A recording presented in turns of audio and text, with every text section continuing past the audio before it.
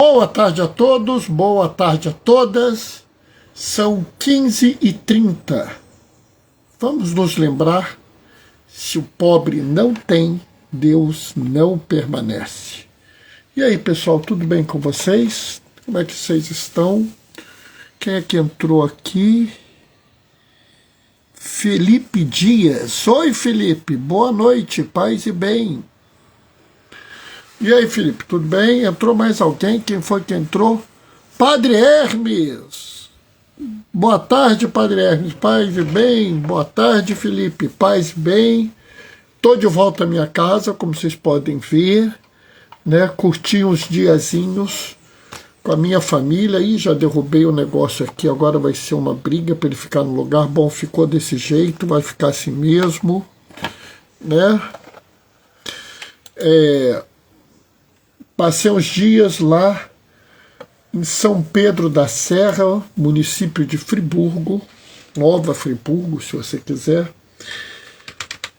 com a minha família, e voltei ontem, no início da tarde, para poder, hoje de manhã, estar disponível para celebrar a palavra na capela de Santo Antônio, né?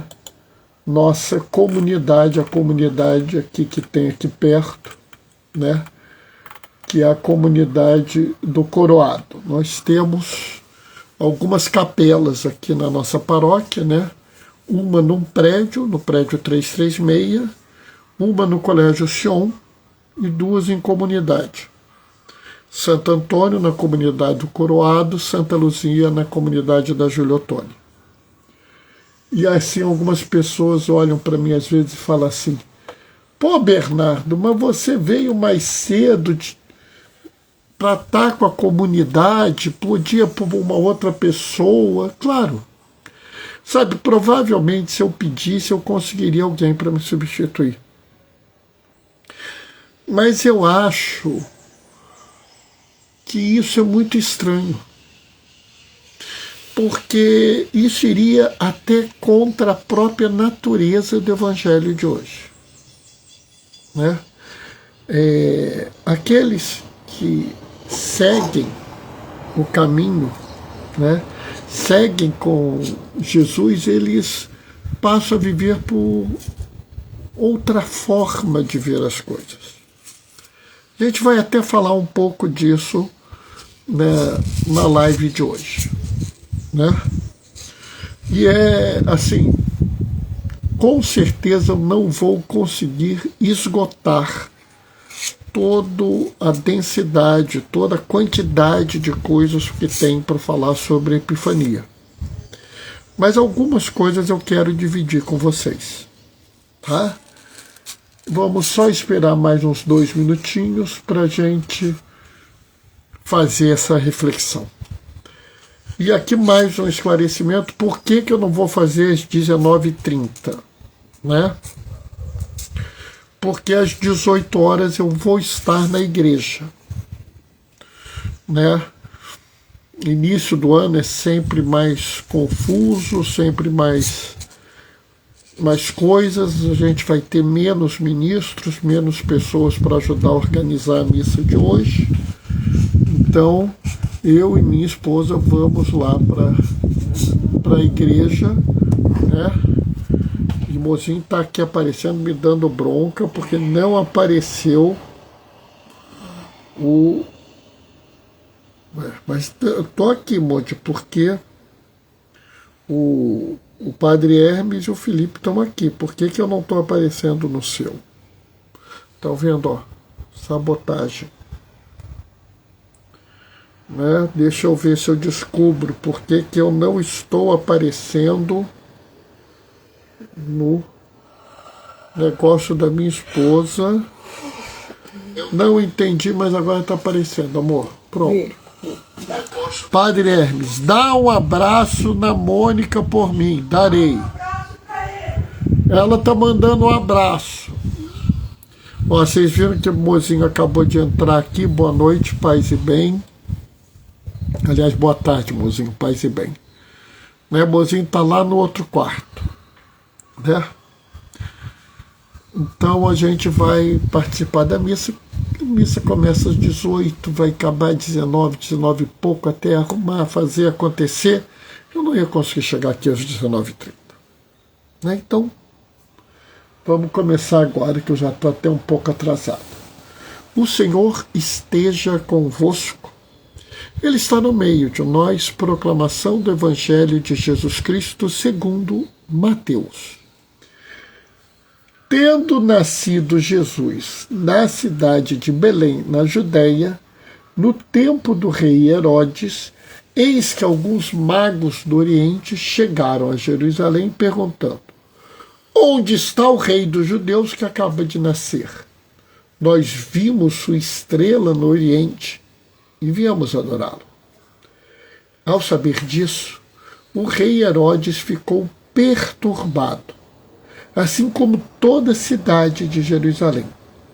Reunindo todos os sumos sacerdotes e todos os mestres da lei, perguntava-lhes onde o Messias devia nascer.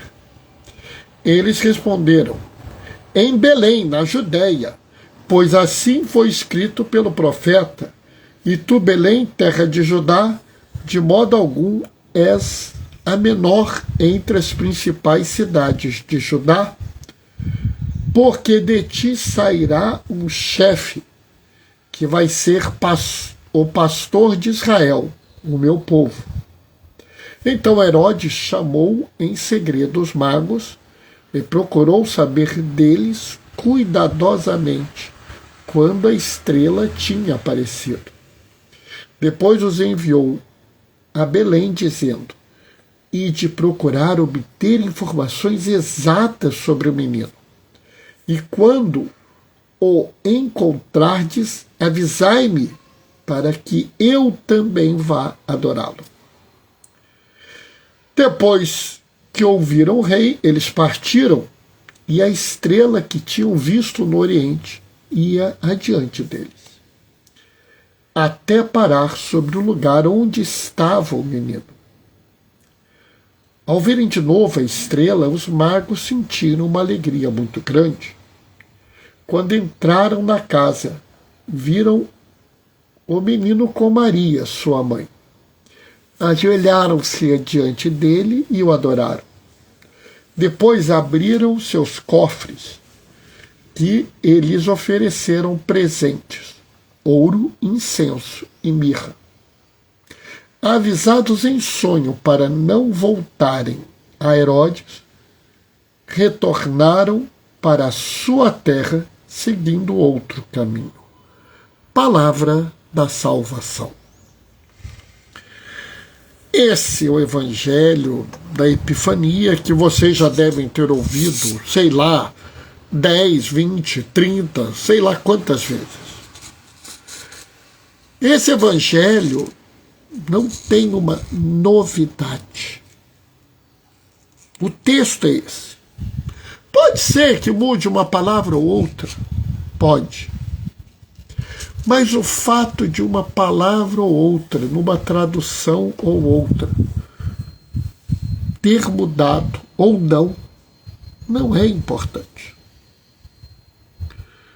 O importante é você atualizar a mensagem que tem no Evangelho. Observe bem, o Evangelho não é um documentário, o Evangelho não é uma biografia, o Evangelho não é sequer propriamente uma fonte histórica. Né? Se você for uma pessoa de história, você vai dizer: Bernardo, você tem razão, isso não é propriamente uma fonte histórica. Ninguém vai tentar obter, vamos dizer, dados históricos a partir de um Evangelho. Pode até usar dados históricos para entender melhor o que está no Evangelho. Pode ser até que o Evangelho ajude a entender uma questão da história, mas nem para isso serve. Mas, Bernardo, para que o Evangelho foi escrito?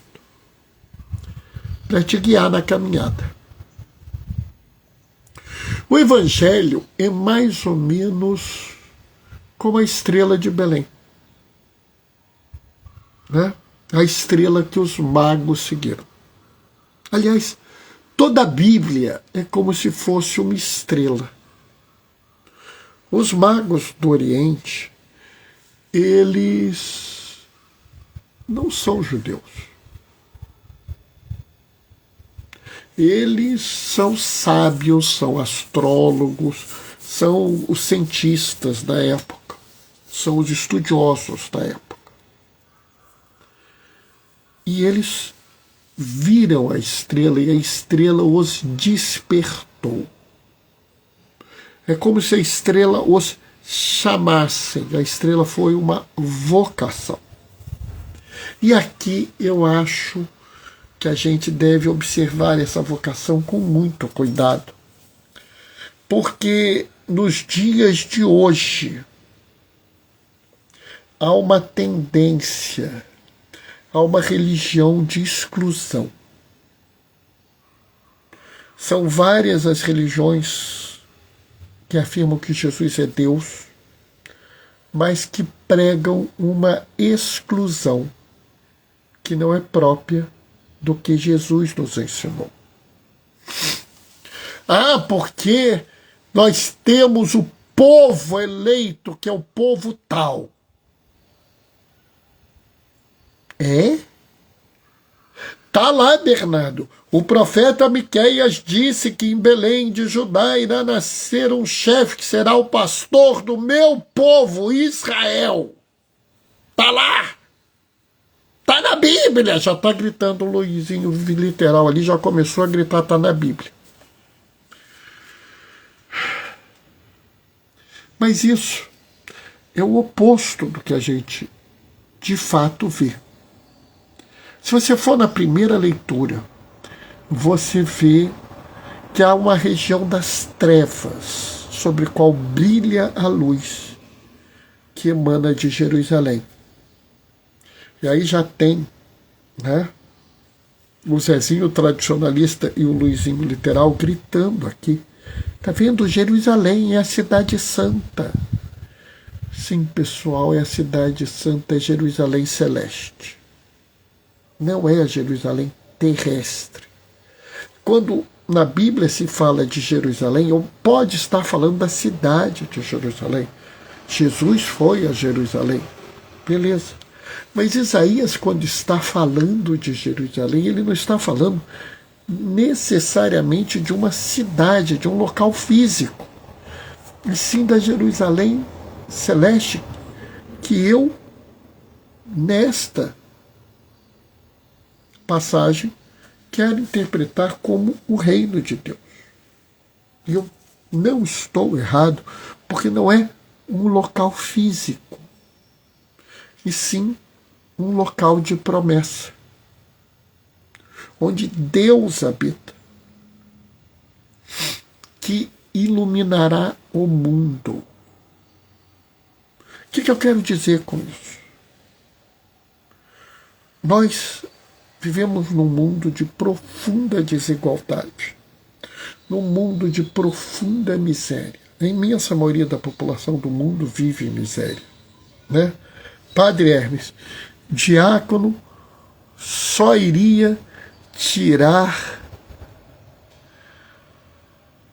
10 em minha aula de exegese. Eita, menino bom, que bom, Padre Hermes, fiquei contente, porque eu me esforço para fazer bem feito. Muito obrigado, Padre Hermes. Sabe? E aí a gente pode pensar que existem as trevas. Sim, existem as trevas do pecado. Mas Papa Leão XIV, Papa Francisco, Papa João Paulo II falam de estruturas sociais que são tão injustas que são pecados. Estamos mergulhados nas trevas do pecado. Mas não é o seu pecadinho. Sabe, a moral de Jesus é muito mais uma moral social do que uma moral individual. Até a moral individual que Jesus prega é uma moral individual relacionada com o outro. Quando Jesus fala não cobiçarás, quando Deus, no Antigo Testamento, fala não cobiçarás a mulher do próximo, ele está dizendo também que você não pode transformar uma mulher num objeto, como se fosse de sua posse ou da posse de outro. Ela é um ser humano que merece dignidade. Quando Jesus fala, bem-aventurados os mansos, porque herdarão a terra, ele não está pregando uma submissão, e sim uma opção de vida frente ao mal. O próprio Jesus fala, ouvistes o que foi dito, olho por olho, dente por dente, eu, porém, vos digo, não resisti ao homem malvado. É interessante como as pessoas pulam a frase, não resisti ao homem malvado. Foi muito bonito na mensagem do Papa Leão XIV para o Dia Mundial da Paz, agora dia 1º, que ele fala de um Deus desarmado. Quando tantos pregam um Deus armado com milícias, exércitos, o Papa nos fala de um Deus desarmado. E lá na primeira leitura, o Isaías, na sua profecia, nos mostra uma glória de Israel aberta a todas as pessoas. Está disponível a todas as pessoas. E essa glória se manifesta na forma de riqueza, de poderio, de reis. Aliás, isso também está no Salmo de hoje. Se você olhar, inclusive, o refrão é qual? O refrão é: as nações da terra hão de adorar-vos, ó Senhor. Isso fica dando uma impressão que os grandes do mundo, os grandes, os ricos e os poderosos aproveitarão esse reino. Mas lá no finalzinho do Salmo, libertarás o indigente que suplica, o pobre ao qual ninguém quer ajudar. Terá pena do indigente e do infeliz, e a vida dos humildes salvará. Vê, a promessa divina não é para os grandes, fortes e poderosos, é também para os pobres e humildes. Aliás, enquanto os reis adoram o Senhor protege e salva os pobres e humildes. Por quê? Porque Ele ama os pobres e humildes. E pelo amor de Deus, o Guinho Inquisidor, ele não está dizendo que ele não gosta dos ricos e poderosos, ele apenas está dizendo quem ele ama. Ora, se um pai ama um filho mais que os outros, ele não quer dizer que odeia os outros, apenas que ele tem sua predileção. Qual o problema disso? Hein? Nenhum, né? Mas me chama mais atenção quando Paulo fala aos Efésios de um grande mistério que foi escondido dos grandes e poderosos das gerações passadas, mas foi revelado aos humildes desta geração, que os pagãos são admitidos na mesma herança. Enquanto alguns se dizem os filhos da luz, o povo escolhido, a nação do Senhor, e os outros são o resto, Paulo nos fala da grande revelação. Que os pagãos, os restos, são filhos da mesma herança. Irão habitar o mesmo reino. De fato, A palavra do Senhor não é para um grupo específico, nem para um grupo de pessoas lindas, maravilhosas e perfumadas. Apenas para homens e mulheres que estão dispostos a seguir. E aí eu volto aqui para esse evangelho. E eu vou dizer para vocês que cada vez que eu leio esse evangelho, eu fico um pouco mais angustiado. Não é uma angústia ruim. Talvez seja mais ansioso do que angustiado. Mas eu fico lendo esse evangelho e eu falo assim, meu Deus do céu, eu não notei isso. Ano após ano eu leio esse evangelho e vejo mais uma coisa para anotar. Quem sabe se eu fosse lá um aluno da exegese ali com o padre Hermes, eu pedia para fazer o meu TCC com essa passagem. Porque daí eu ia gastar um ano estudando isso, talvez eu conseguisse me dar por satisfeito. Porque eu já li esse texto não sei quantas vezes, já fiz não sei quantas homilias, mas hoje, quando eu estava voltando da comunidade, eu notei mais uma nuance. É muita coisa. Mas eu vou trazer algumas coisas para vocês. Observem bem. Jerusalém não é uma cidade qualquer. Jerusalém é a grande cidade dentro da fé judaica. Né? Oi, Carla, boa noite, paz e bem. É o local onde tudo deve acontecer. É onde está o Templo de Salomão. É onde está o santo. Meu Deus, era ali que tudo deveria acontecer. E esses magos, que não são judeus, não vivem em Israel, foram em direção a Jerusalém. Na verdade, eles foram em direção a Israel. E num dado momento, à medida que eles vão entrando na Terra Santa, eles se perdem. Eles não sabem mais para onde ir, porque a estrela que os guiou, a estrela que os chamou, quase que a estrela vocacional desses homens, porque vocação, vocatio, é chamado. Né? Quase que aquilo que os chamava, eles ficaram perdidos.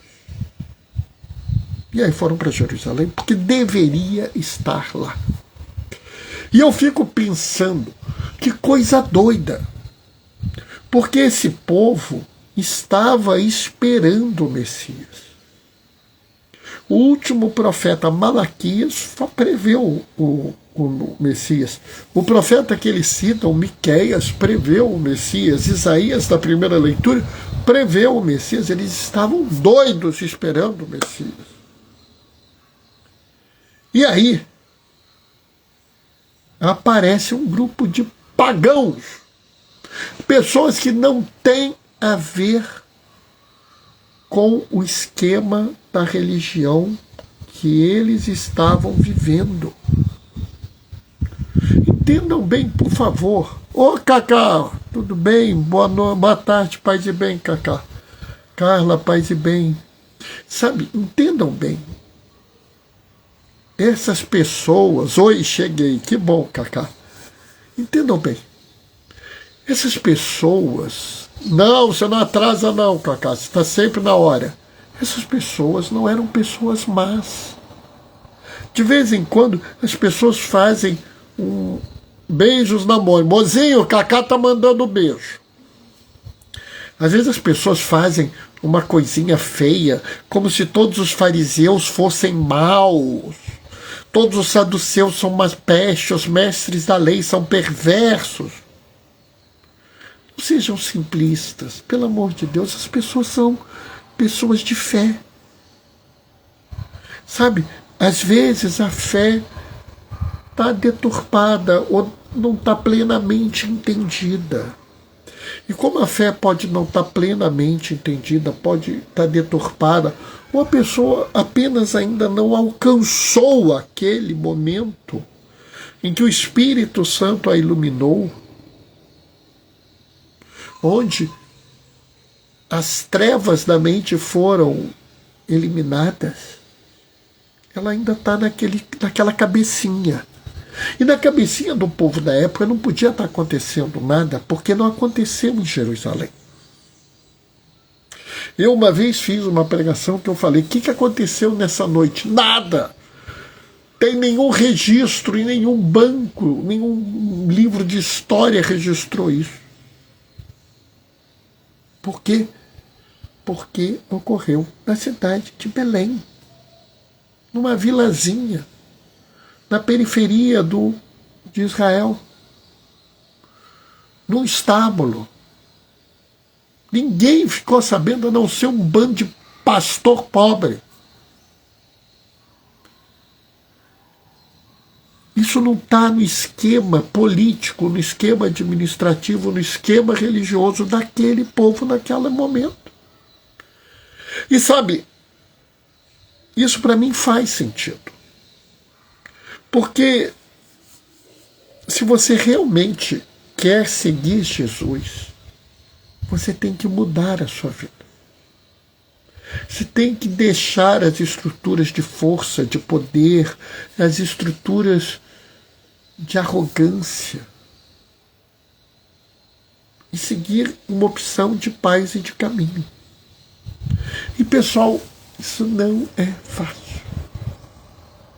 Abrir mão daquelas certezas que são grandes na sua vida é muito difícil. É muito melhor eu pensar que eu sou um homem puro, maravilhoso, perfeito, e os outros estão errados, do que eu admitir que o que eu estou pensando pode estar errado. E pior, admitir que as minhas estruturas de força e de poder são em si vazias. É por isso que eles, ao chegarem naquele local, ficaram confusos. E eles fizeram o que toda a pessoa daquela época faria, procurou o rei. Porque o rei, além de ser a autoridade civil, tinha acesso aos sumos sacerdotes, seus mestres da lei, ou seja, ele tinha acesso à escritura. Hoje nós temos a vantagem que você tem Bíblia disponível até na internet em português de graça. Se você procurar, você vai ver que tem uma Bíblia pastoral de graça. Você tem a Bíblia oficial do Vaticano de graça. Não precisa de nada de especial. Se olhar, procurar, deve ter uma Bíblia Ave Maria de graça em algum canto. Naquela época, não. Então eles foram lá. E aí é que me assusta. Porque se eu fosse um sacerdote, se eu fosse um homem dedicado-se a minha vida inteira ao louvor, à oração e à adoração do Deus, esperando o Messias chegar, e alguém me dissesse que o Messias chegou, vindo lá do Deus me livre, eu te juro, no máximo eu ia pegar a mão de um mozinho e nós dois íamos juntos lá para aquele canto para encontrar o Messias. Eu ia com eles. Falei, deixa aí com vocês, ó, eu vou limpando o sapato de vocês, eu carrego as malas, não tem problema não. Porque é lógico. Se eu sou o rei de Israel, e fico sabendo que o Messias chegou durante o meu reinado, eu iria pirar na batatinha. Porque seria uma coisa assim, inacreditável. Mas não. Essas pessoas são tão arrogantes, estão tão dominadas pela estrutura social que elas vivem, que elas não se propõem a seguir. A bem da verdade, Herodes está tão preocupado com a perda do seu poder que ele planeja matar a criança. Mas esses pagãos, e aqui eu quero lembrar vocês, eles não são reis. Né? Chegou mais alguém aqui. Estou com dificuldade. Ô, Doroteia! Boa noite, boa tarde, paz e bem, Doroteia. Observem bem, eles não são reis. Nós chamamos eles de reis magos, sim. Chamamos. Mas o Evangelho diz magos. São pessoas, provavelmente, de algum dinheiro, porque fizeram uma caravana. Mas não são reis. São magos. Não diz em lugar nenhum que são 3, a não ser pelos presentes. Tudo bem. Mas é indiferente se são 3, 4. Na verdade, se entre esses magos houver uma maga, uma mulher, também não tem diferença nenhuma. O que é importante aqui é que os povos vindos do Oriente, de outra religião, vieram. A mensagem não está restrita aos judeus. A mensagem não está restrita aos brancos. Não está restrita aos homens, não está restrita aos ricos, não está restrita aos puros. A mensagem é para toda a humanidade. Lá, no estábulo em Belém, estava Maria e José. Estavam alguns animais, porque a criação também é bem-vinda à Epifania. Lá no meio da pobreza, estavam também os pobres, os pastores pobres, porque a mensagem não é especialmente dirigida para os ricos, mas para as pessoas, a começar pelos pobres. E chegam os magos, porque você não precisa estar restrito a uma religião. A mensagem de salvação é dada a todas as pessoas. Todas as pessoas são bem-vindas ali, naquele estábulo. Todas as pessoas podem saudar a criança da manjedoura. Todos nós podemos dar os presentes e não damos mais ouro, incenso e mirra. Aliás, a maior parte de nós nem sabe o que é mirra. Mas nós podemos dar algo muito mais importante. O nosso coração, a nossa forma de viver e de agir, a nossa forma de interagir no mundo. Abra o seu coração para Jesus e sua mensagem. Viva uma vida de acordo com essa mensagem. Se você fizer isso, é o maior presente que você pode dar a Jesus. Ele pulará de alegria e felicidade, como uma criança pequena ao receber um presente. E ele não está preocupado com quem você é, quem você era. Ele não quer saber se você é mestre da lei, sacerdote, sumo sacerdote ou rei de Israel. Também não quer saber se você veio do Ocidente, do Oriente, do Norte, do Sul, se você é rico ou pobre, se você é homem ou mulher, branco ou preto. Ele só quer saber que você chegou até aqui. Que você seguiu a estrela e, seguindo a estrela, encontrou aquele que torna nova todas as coisas. Né? Cacá está falando Gaspar, Baltazar e Belchior. Opa, é o nome deles, né? E aí, eu quero fazer uma última reflexão com vocês. O anjo avisou para eles e eles voltaram por outro caminho. E eu subi hoje. Quando eu desci da comunidade, foi uma loucura. Né? Chuva torrencial. Né? Se o pessoal não me empresta uma capa de chuva do SUS, inclusive, depois eu vou mandar a foto para vocês verem.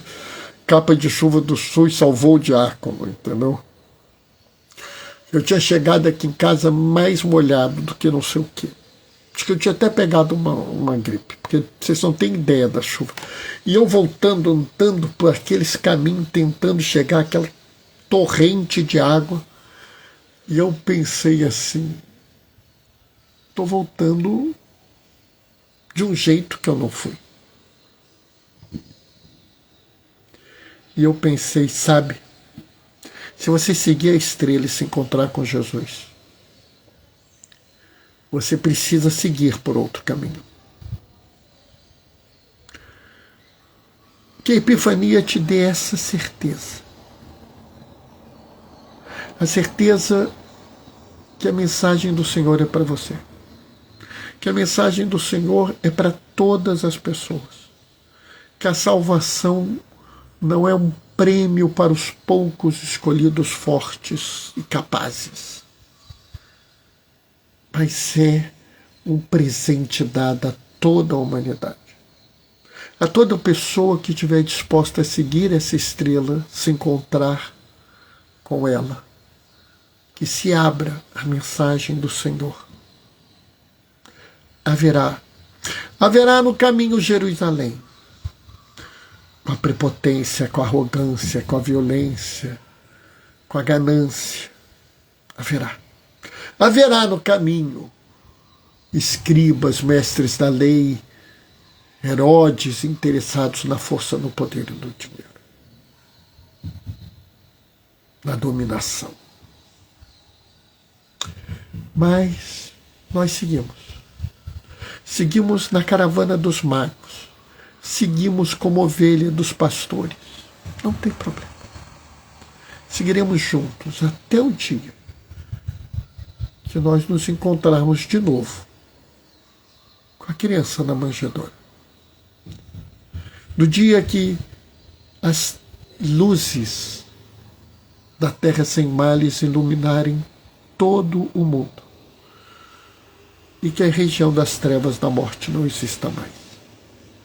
Naquele dia, a gente vai entender que valeu a pena seguir a estrela, atravessar Israel, ignorar Jerusalém, fugir de Herodes, para se encontrar com Jesus e seguir ao mundo, dando essa palavra que salva e liberta.